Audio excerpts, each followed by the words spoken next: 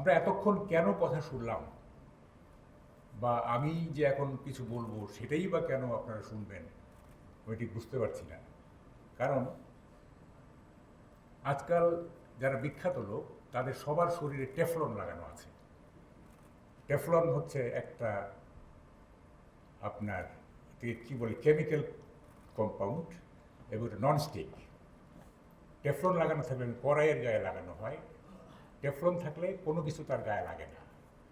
ফলে এইসব কথা বলে কী লাভ আমি বুঝি না। আমি যেভাবে প্রস্তুতি নিয়ে এসেছিলাম সেভাবে আর বলতে পারছি না, কারণ আমার পূর্বের আলোচক আমাকে প্ররোচিত করেছেন এবং আমি এখন যা বলবো সেটা রেডিমেড, এটার কোনো হোমওয়ার্ক ছিল না। আমাকে অনেকেই বলেন আপনি আত্মজীবনী লেখেন না কেন। আমি বলি আমি আত্মজীবনী কখনোই লিখব না, দুটি কারণে। প্রথম কারণটি হচ্ছে আমার আত্মজীবনী পড়লে সবাই মনে করবে সব আমিই করেছি, আর কেউ ছিল না। আর দ্বিতীয় কারণ হচ্ছে আত্মজীবনীতে মিথ্যা কথা না লিখলে সেটা জমবে না, ফলে আমি আত্মজীবনী লিখব না। দেখেন, এই যে কেন বললাম না টেফলন, সেটাতে গাফফার চৌধুরীর লেখা আমি অন্তত 1000 লেখা এডিট করেছি বিভিন্ন পত্রিকায়। তা আমি যখন দেখতাম এটা মিথ্যা কথা, এবং তিনি কায়দা করতেন যে বঙ্গবন্ধু সিটকিনি লাগিয়ে দিলেন, সিটকিনি লাগিয়ে দিলেন মানে তার কোনো সাক্ষী নেই, ফলে এটা কেউ চ্যালেঞ্জ করবে না। তা আমি যখন দেখতাম মিথ্যা কথা লেখা হচ্ছে, তখন আমি একদিন গাফার ভাইকে বললাম, গাফার ভাই আপনি তো খুব ক্রিয়েটিভ, আমার এই ব্যঙ্গ উনি বুঝতে পারলেন না। এই যে কনকক্টেড স্টোরি বানানো, গাঁজাখুরি গল্প বানানো, এইটা একটা ক্রিয়েটিভিটি, এবং এই ক্রিয়েটিভিটি উনি জার্নালিজমে প্রয়োগ করছেন। দুঃখজনক।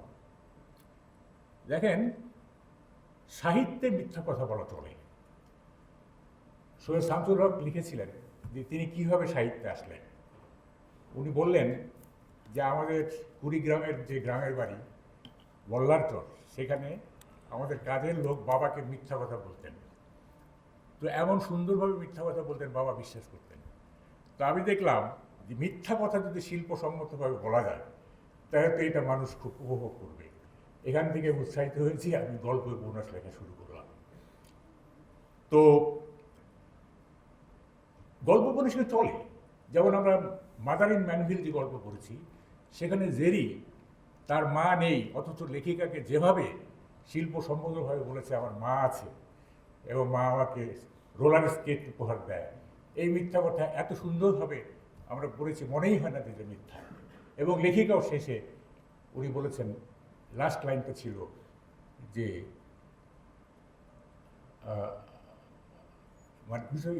হি has no skates, he has no mother. তার কোনো মা নাই, তার কোনো স্কেটস নাই। এতদিন শুনে আসছে যে তার মা আছে। তো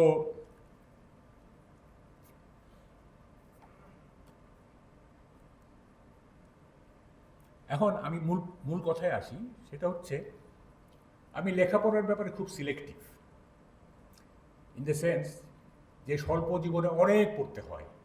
আমি ব্রিটিশ মিউজিয়াম লাইব্রেরি এবং আমেরিকার কংগ্রেস লাইব্রেরিতে ঢুকে আমার এই উপলব্ধি হয়েছিল যে লেখাপড়ার ব্যাপারে সিলেক্টিভ হতে হবে, তা না হলে জীবন বৃথা।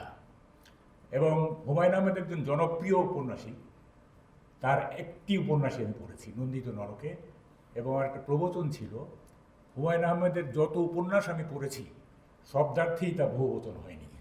অর্থাৎ আমি একটা বই পড়েছি, কারণ ওই বাকি সময়টা আমি অন্য কাজে ব্যবহার করেছি।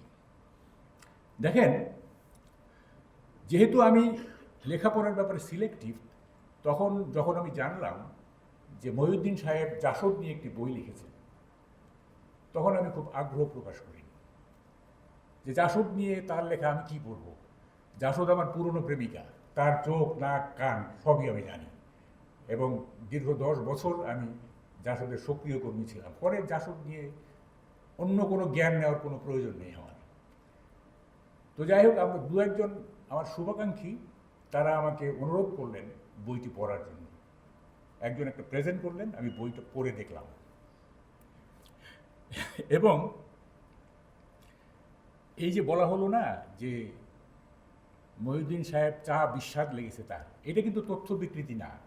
চা সুস্বাদু লেগেছিল না বিস্বাদ লেগেছিল আমরা তো জানি না, উনি সত্যও বলতে পারেন।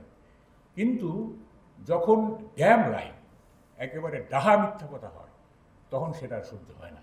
আমি কিন্তু মহিউদ্দিন সাহেব বিস্বাদ লেগেছে আমি একটু মাইন্ড করি নাই, বিস্বাদ লাগতেই পারে। বিস্বাদ লেগেছিল এটা তার জিব্বা জানে, আমাদের জিব্বা তো জানবে না সেটা। এখন আমি দেখলাম যে এই বইটিতে এটা একটা 60% হচ্ছে কনকক্টেড স্টোরি, একটা বানানো গল্প, এবং যার সাথে বাস্তবের কোনো সম্পর্ক নাই। 40% ঠিক আছে। পরে আমি যে জায়গাগুলো মিথ্যে সেগুলো আন্ডারলাইন করলাম, করে আমি তখনও হাসানুল হক ইনু স্বৈরাচারের দোষর হননি। আমি তাকে বইটা প্রেজেন্ট করে বললাম, দেখেন ইনু ভাই, আপনার মহিউদ্দিন কী লিখেছে। এরপর ইনু ভাইয়ের সাথে আমার আর কোনো কথা হয়নি। তো কি বলবো, মানে হাতে কলম থাকলেই যা খুশি লেখা যায়, সাহিত্যে লেখা যায়।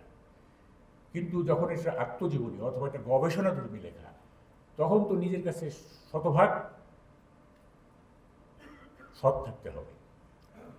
এবং যাক, আবার এক সময়কার কলিগ ছিল, যদিও আমি তাকে জাসদের অ্যাক্টিভিটিতে খুব কম দেখেছি। আমরা যারা মাঠে কাজ করতাম, আমরা স্লোগান দিয়েছি, আমরা যারা নিয়মিতভাবে জাসদের কর্মসূচির অংশ নিয়েছি, সেখানে আমি মহিউদ্দিন ভাইকে খুব কম দেখেছি। তারপরে উনি অধিকার রাখেন জাসদ সম্পর্কে লেখার। এখন আমি যেহেতু টেফলন লাগানো আছে আর কিছু বলবো না, আমি সবাই সম্পর্কে একটু বলে চলে যাব। সেটা হচ্ছে, ধরেন কোনো একদিন অন্য কোনো গ্রহ থেকে কিছু এলিয়েন হঠাৎ করে আমাদের এই সব এলাকায় চলে এলো, এই যে Dhaka university campus, Bangla academy, DSC, হঠাৎ করে ওরা ঘটনার চক্রে ওরা নেমে পড়ছে। তখন একজন আরেকজনকে যদি জিজ্ঞাসা করে এটা আমরা কোথায় এলাম, তখন হয়তো অন্যজন বলবে যে এই সেই জায়গা যেখানে আহমদ সোফা বাস করতেন।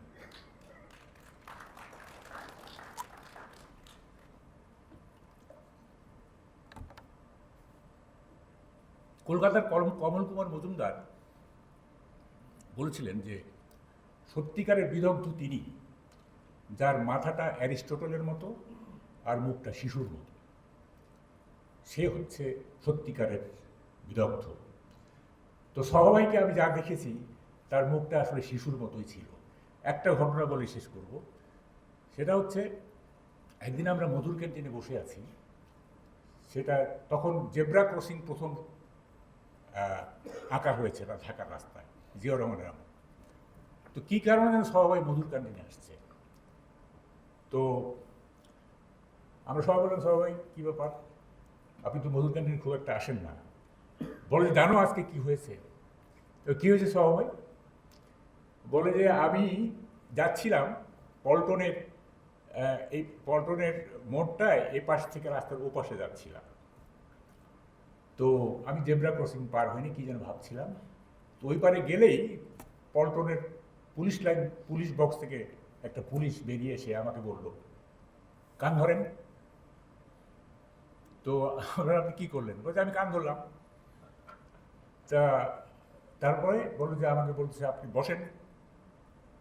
বসলাম, উঠেন, আমাকে উঠ বস করার কয়েকবার। তা আমরা তো খেপে গেলাম, আমরা পুরো উত্তেজিত, মানে এখনই পল্টনে গিয়ে পুলিশদের ধরবো। তো সবাই বলতেছে যে তোমরা এত উত্তেজিত করো, আমাকে তো কোনো মানুষ অপমান করেনি, আমাকে কয়েকটা পুলিশ অপমান করেছে। তো এই হলো সভাভাই। সভাভাই আমাকে আমার অনেক উপকার করেছে, সরাসরি না, দার্শনিকভাবে আমাকে উপকার করেছে। সভাভাই আমাকে শিখিয়েছে জীবনের গভীরতম প্রদেশে কীভাবে প্রবেশ করতে হয়। সভাভাই কখনোই আমার সাথে যখন কথা বলতেন তখন কখনোই পলিটিক্যাল লেসন দিতেন না, সম্ভবত তিনি মনে করতেন যে political lesson limits imaginative power and it turns into indoctrination. রাজনৈতিক শিক্ষা মানুষের কল্পনা শক্তিকে অবরুদ্ধ করে ফেলে, কমিয়ে ফেলে, যেটা দীক্ষায় পরিণত হয়। দীক্ষা এবং শিক্ষার মধ্যে পার্থক্যটা উনি বুঝতেন, এবং দীক্ষা মানুষের কল্পনা শক্তিকে একেবারেই নষ্ট করে ফেলে, ক্রিয়েটিভিটি আর থাকে না। এবং আমি তার সংস্পর্শে এসেই আমি তত্ত্ব থেকে বেরিয়ে এসেছি। এবং একটা সময় ছিল যখন আমি মার্ক্সবাদ চর্চা করতে করতে মায়ের চুমুতেও ডায়ালেকটিক্স খুঁজতাম, মায়ের চুমুতেও দ্বন্দ্বতত্ত্ব খুঁজতাম। সেই তাত্ত্বিক আমি এই তত্ত্ব থেকে তত্ত্বের ভার নামিয়ে ফেলেছি। ভার নামিয়ে আমি জীবনের গভীরতম প্রদেশে প্রবেশ করার চেষ্টা করেছি। তখন মার্কস, অ্যাঙ্গেলস, লেনিন এরা বাদ হয়ে গিয়ে নিটশে, কাফকা, দস্তয়েভস্কি আমার প্রিয় লেখক হয়ে ওঠেন। ফলে এই যে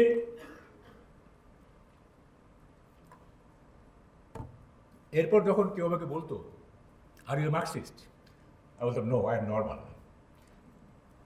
এই যে স্বাভাবিক জীবনে চলে আসা, তত্ত্বমুখর জীবন থেকে চলে আসা, এরপর আপনারা জানেন সবাই ফাউস্ট অনুবাদ করেছেন। ভালো উচ্চারণটা কি এটা বোধহয় খান সাহেব বলতে পারবে।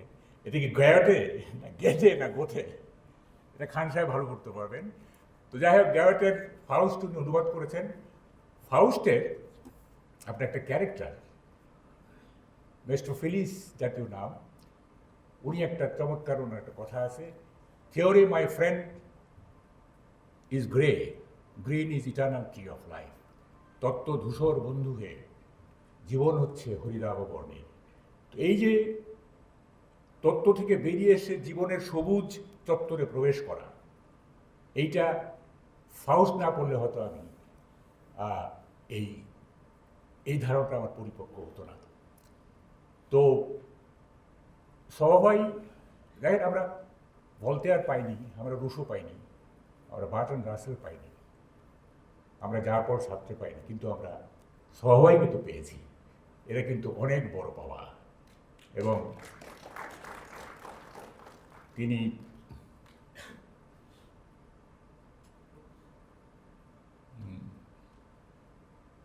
একটা ক্যারেক্টার। Thank you.